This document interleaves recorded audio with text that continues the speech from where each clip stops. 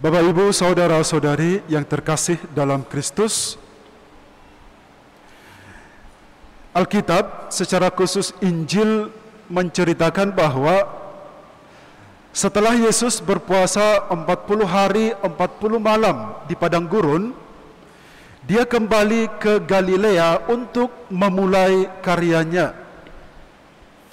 Karya pertama yang dilakukan oleh Yesus dalam hidupnya di dunia ini adalah mengajar di bait Allah atau mewartakan sabda Allah. Dengan spesifik lagi, mewartakan dirinya sebagai sabda Allah itu seperti yang kita dengarkan dalam bacaan Injil hari ini. Jadi kita bisa mengingat bahwa karya pertama yang dilakukan oleh Yesus dalam hidupnya adalah mengajar. Sementara mukjizat pertama yang dilakukannya seperti yang kita dengarkan minggu lalu yaitu mengubah air menjadi anggur. Jadi tahun-tahun atau bulan-bulan Januari ini serba pertama, bahkan juga dalam liturgi gereja kita. Nah, dalam Injil tadi dikisahkan bahwa di Nazaret tempat Yesus dibesarkan, Yesus masuk ke bait Allah pada hari Sabat. Di bait Allah itu Yesus membaca sebuah nas atau sebuah ayat yang tertulis dalam kitab Yesaya yang berkata, "Roh Tuhan ada padaku, oleh sebab itu Ia mengurapi aku untuk menyampaikan kabar baik kepada orang-orang miskin, dan Ia mengutus aku untuk memberitakan pembebasan kepada orang-orang tawanan dan penglihatan bagi orang-orang buta, untuk membebaskan orang-orang yang tertindas, dan untuk memberitakan bahwa tahun rahmat Tuhan telah datang." Dikatakan dalam Injil bahwa orang-orang yang hadir di bait Allah itu terpana dan kagum saat Yesus membacanya dan saat Yesus menerangkan arti nas itu kepada mereka, padahal sebenarnya mereka tidak menyadari bahwa nas atau ayat yang dibacakan oleh Yesus itu berbicara tentang Yesus sendiri, bahwa Yesuslah yang akan mewujudkan apa yang ditulis oleh Nabi Yesaya itu. Makanya setelah Yesus selesai membaca itu dikatakan, Yesus mengatakan, "Pada hari ini genaplah nas tadi sewaktu kamu mendengarkannya."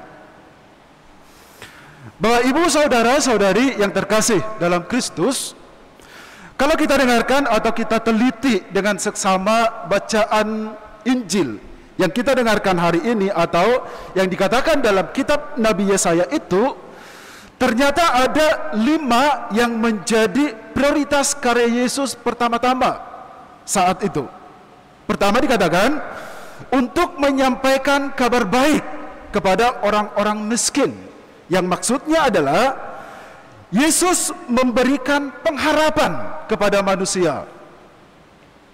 Kedua, untuk memberitakan pembebasan kepada orang-orang tawanan, yang maksudnya adalah Yesus memberikan penghiburan kepada manusia.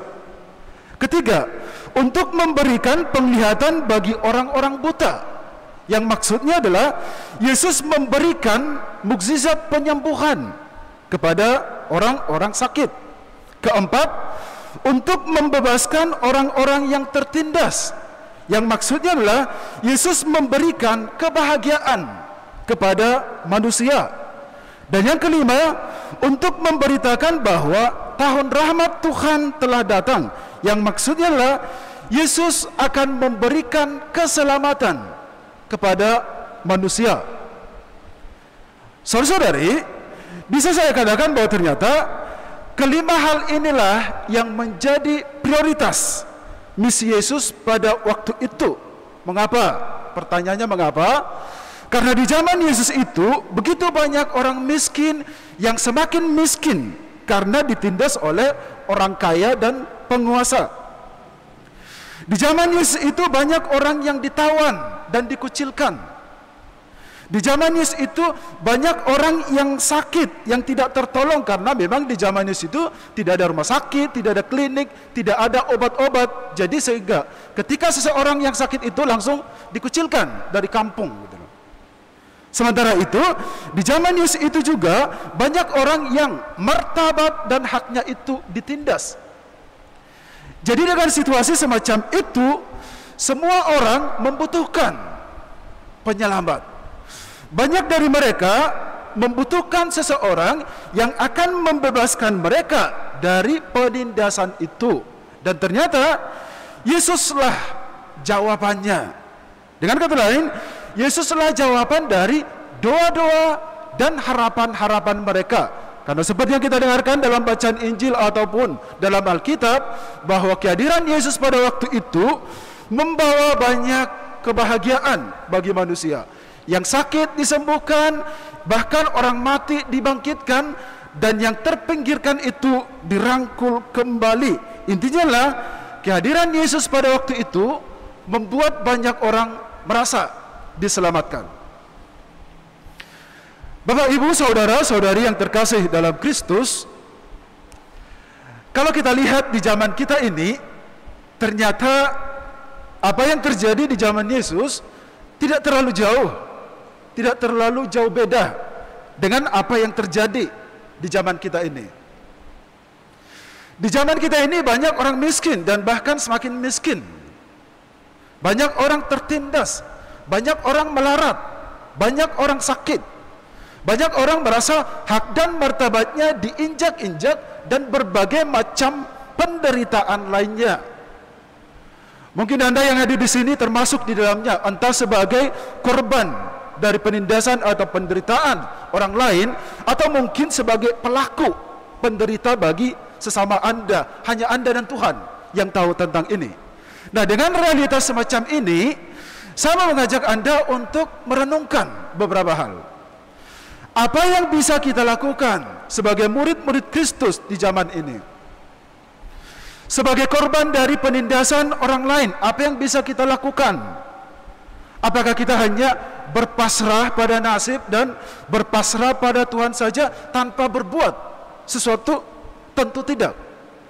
Dengan usaha dan jeripaya, kita harus berusaha keluar dari zona buruk yang kita alami.